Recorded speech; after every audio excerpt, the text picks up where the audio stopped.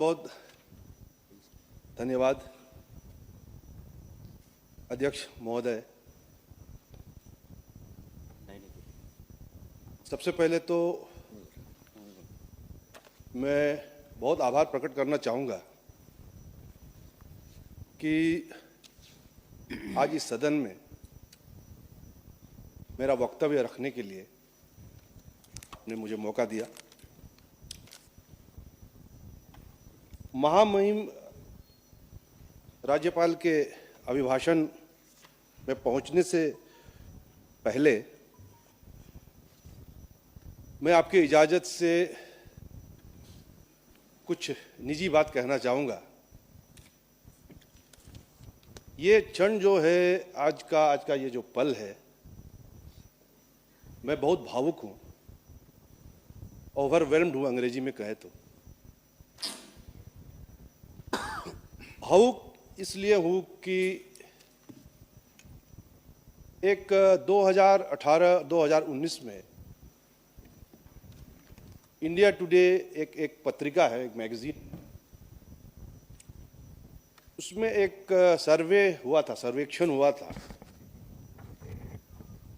जिसमें भारतवर्ष के सभी मुख्यमंत्रियों को आंका गया था। और मुझे याद है कि उस आकलन में हमारे मुख्यमंत्री ऑनरेबल पेमा खांडू सर, उन्हें भारतवर्ष का चौथा बेस्ट सीएम के रूप में सर्वे में नवाजा गया था। और वो सर्वे जो था, तरक्की और उन्नति, स्टेट की उन्नति को देख के उसका सर्वे का रिजल्ट आया था। तो ऐसा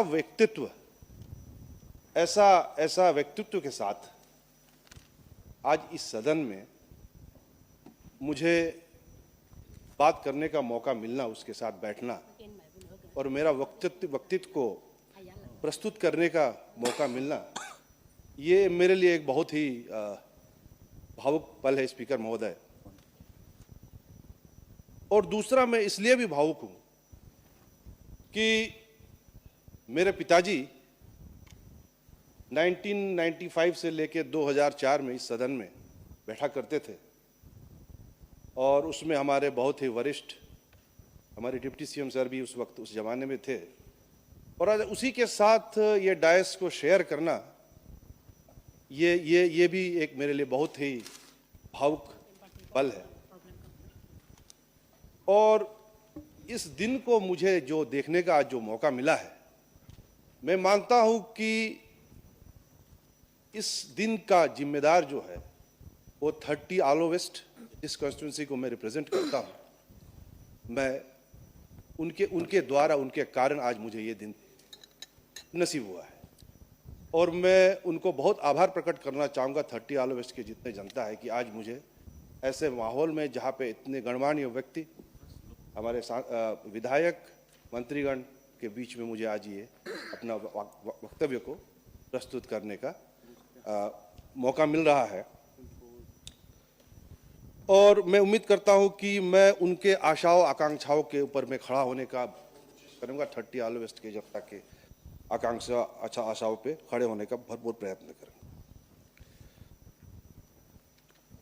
जहां तक महामहिम राज्यपाल के अभिभाषण का सवाल है, मैं फुल सपोर्ट में, फुल सहमति से मैं बहुत बहुत उनको धन्यवाद देना चाहूँगा उनके इस अभिभाषण के लिए।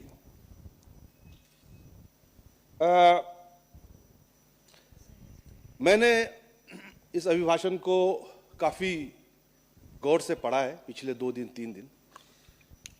तो मैक्सिमम जो भी इस पॉइंट्स है, क्षेत्र है, स्फेयर्स है, उसको प्रीवियस स्पीकर्स, मेरे बहुत ही सीनियर लर्नेड मोहित चाई जी, उन्होंने बहुत ही व्याख्या करके डिटेल में उसके बारे में चर्चा किया। तो मैं उसमें ज़्यादा कुछ एडिशन करना नहीं चाहूँगा।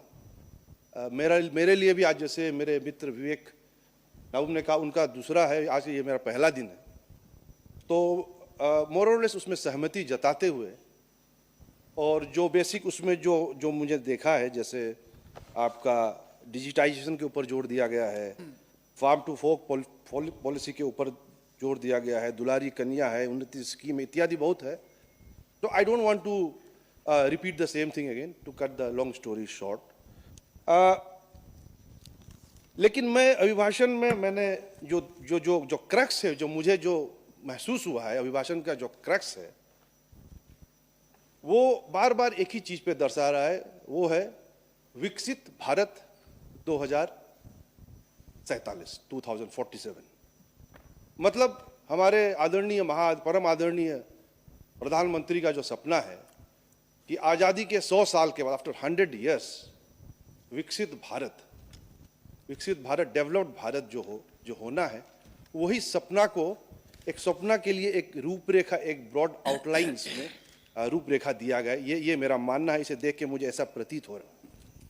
और साथ ही साथ अरुणाचल, एक पैराग्राफ में मैंने देखा कि अरुणाचल का अर्थव्यवस्था को 2047 में कैसे करके नॉर्थ ईस्ट में सबसे बड़ा अर्थव्यवस्था, लार्जेस्ट इकोनॉमी बनाया जाए।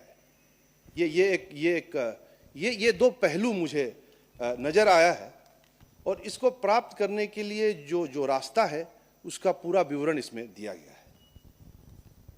है। एक चीज मैंने इसमें गौर किया है, जैसे पहले मेरे मित्र विवेक नामुम जी बता रहे थे,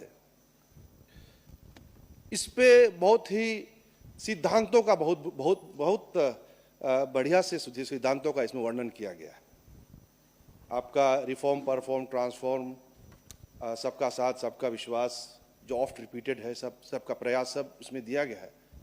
साथ में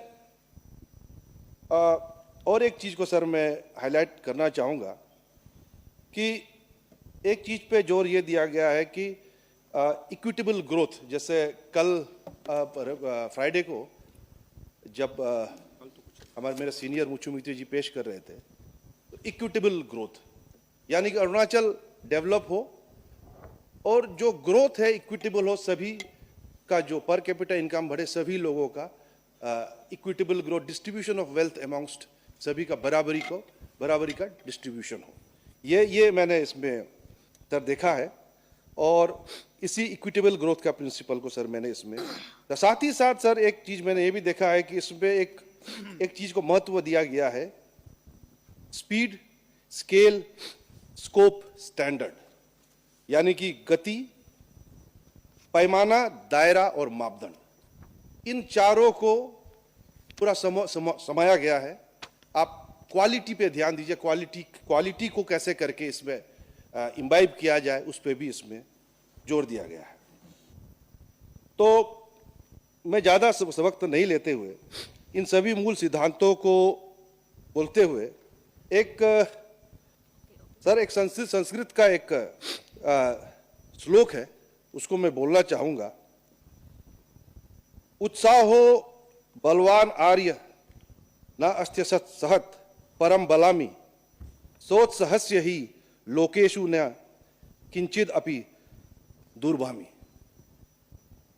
इसका संक्षेप में अर्थ यह है कि अगर आपके पास उत्साह हो तो आप कुछ भी प्राप्त कर सकते हैं।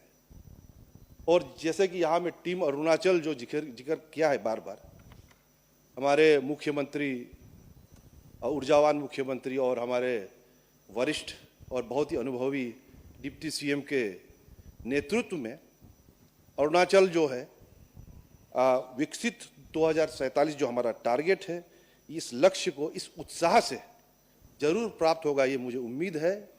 और साथ ही साथ वो दिन दूर नहीं होगा कि हर अरुणाचल का नागरिक सक्षम होगा, अपना फुल पोटेंशियल को प्राप्त करेगा। ये बहुत उम्मीद करते हुए मैं अपना वक्तव्य को यही रखना चाहता हूँ। कोई भूल चूक हुआ तो माफ़ कर दीजिएगा। आज ये मेरा पहला अटेम्प्ट है। बहुत बहुत धन्यवाद स्पीकर महोदय।